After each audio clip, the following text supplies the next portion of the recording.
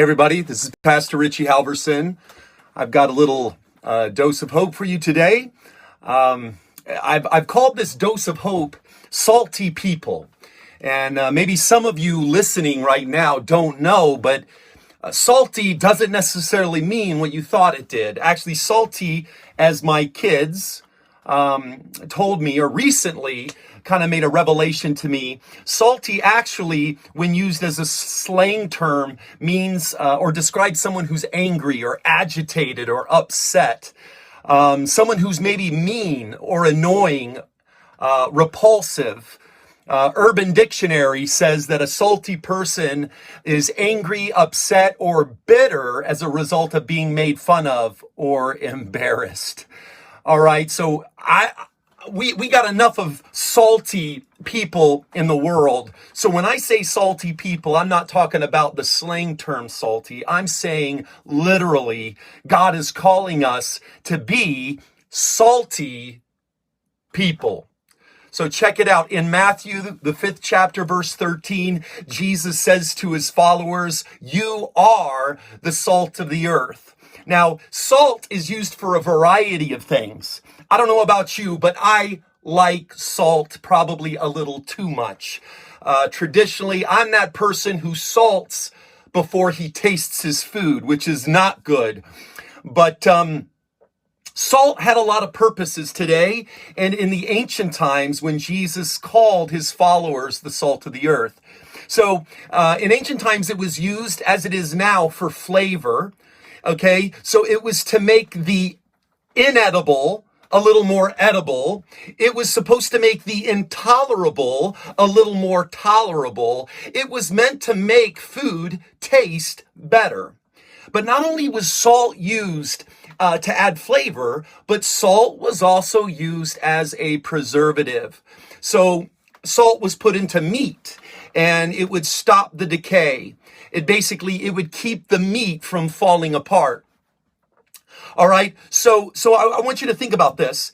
Jesus is telling his followers, I want you to be the ingredient in the world that stops the decay of society, that intervenes. I want you to help hold things together. I want you to be a part of things not falling apart.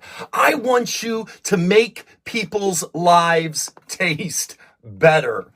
Make the inedible moments in life more edible. Make the intolerable moments of life a little bit more tolerable. 2020 should have been a little bit more flavorful in a good way because Christians were in it.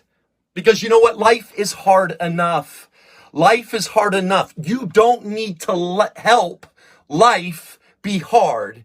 Every single person you see is struggling with things you have no idea, that is fighting battles you have no idea. There's a whole narrative that's happening below the scenes of everyone that you know nothing about. Okay, so life is hard enough. We don't need, as Christians, we can't make it harder. But this is an important thing about salt, guys, okay? The thing about salt is unless it goes into something, it is absolutely worthless. Okay? I'm not a cook. I don't pretend to be a cook. My wife's a cook. But I do know this. You don't sprinkle salt around the food for decoration. All right? You got to put the salt inside of the food. And the same goes for Christians. Guys, we are not called to run away from the world. That was not what Christ said. We are not called to hide or isolate from society. We have got to go in. Okay? And unless the church goes in to the community, unless the church goes in to society, we are doing no good. Who cares if your church is in the middle of nowhere and ready for the time of trouble? So what? It is not doing any good. You do not hide a light under the bushel. You have got to go in. Otherwise, you're worthless, you're useless, your ministry is not doing anything. Just like salt, unless it goes in, it's not going to do anything. Look, friends, in Mark 16:15, Jesus says, you need to go into all the world. All right. Not some of the world, not the parts of the world that we like, not just talking to people who have the same worldview as we do. It doesn't say go to all the Democrats. It doesn't say to go to all the Republicans. It says, look, this gospel, because you're salt, and unless you go in, it's no good. You got to go into all the world and proclaim the gospel. All right, to the whole creation. Friends, salt has to go in or else it is worthless.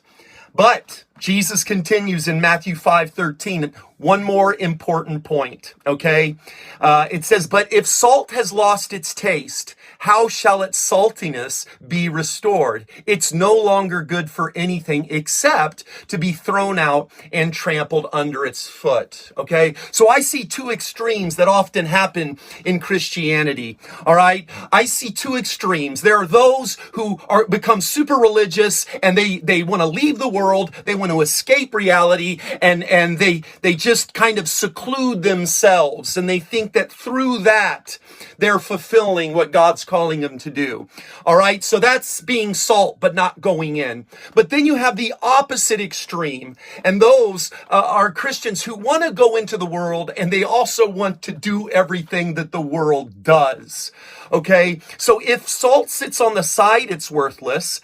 But also, if salt doesn't maintain its distinct, special flavor properties, and it starts taking on the flavor of something else, then it's not going to do any good either. It also will become worthless. It loses its saltiness.